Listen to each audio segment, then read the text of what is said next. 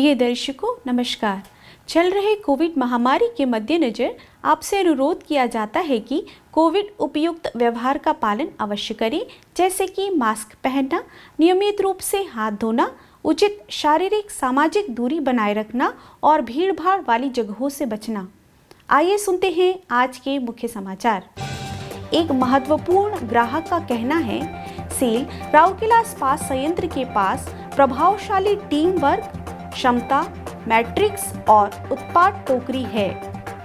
RSP के नगर engineering विभाग के कर्मचारियों के लिए सृजनी कार्यक्रम आयोजित और आजादी का अमृत महोत्सव की कड़ी में आज के व्यक्तित्व हैं श्री रविंद्र नाथ साहू। अब समाचार विस्तार से।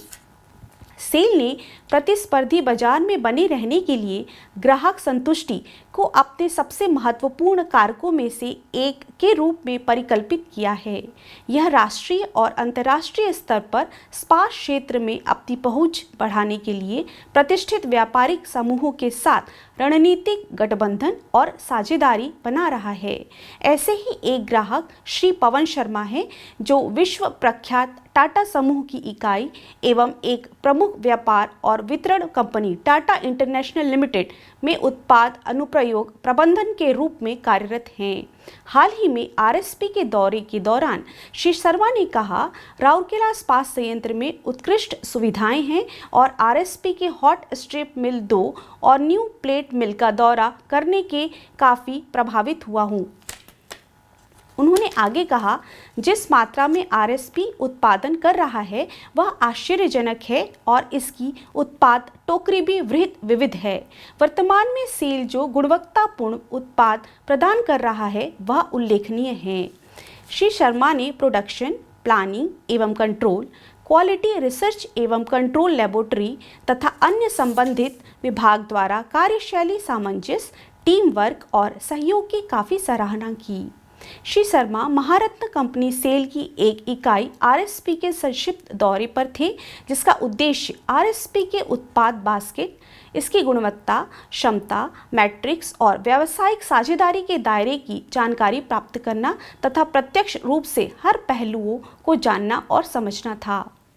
गौरतलब है कि टाटा इंटरनेशनल लिमिटेड वर्तमान में 250 GR S355 के स्टील ग्रेड माल उठा रहा है, जो मूल रूप से संरचनात्मक निर्माण और पुलों में उपयोग किए जाते हैं।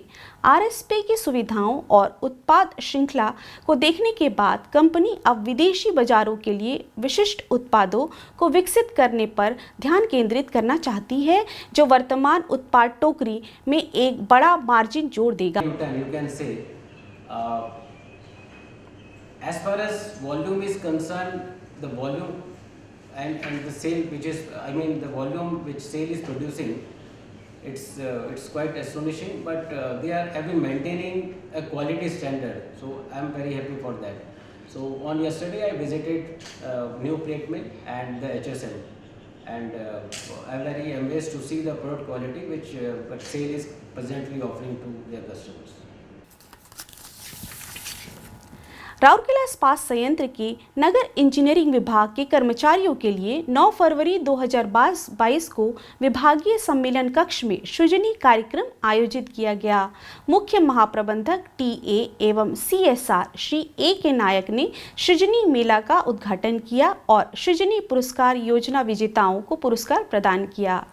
इस अवसर पर महाप्रबंधक प्रभारी टीई श्री बी सिंह, सहायक महाप्रबंधक आईईडी और सृजनी नोडल अधिकारी श्री बी.के. बेहरा, सहायक प्रबंधक कार्मिक श्री एस.सी. परीक्षा, अनुभागीय प्रभारी विभाग के अन्य वरिष्ठ अधिकारी और कर्मचारी कोविड प्रोटोकॉल का सख्ती से पालन करते हुए उपस्थित थे। कुल 21 सुझाव पुरस्कृत किए गए, जिनमें से 14 को पहले ही कार्यान्वित किया जा चुका है। 3,750 रुपये का नगद पुरस्कार प्राप्तकर्ताओं के बैंक खाते में ऑनलाइन वितरित किया गया। कार्यान्वित सुझावों से एक मुश्त लाभ 20.38 लाख रुपए और आवर्ती लाभ 75.00 लाख रुपए प्राप्त हुआ।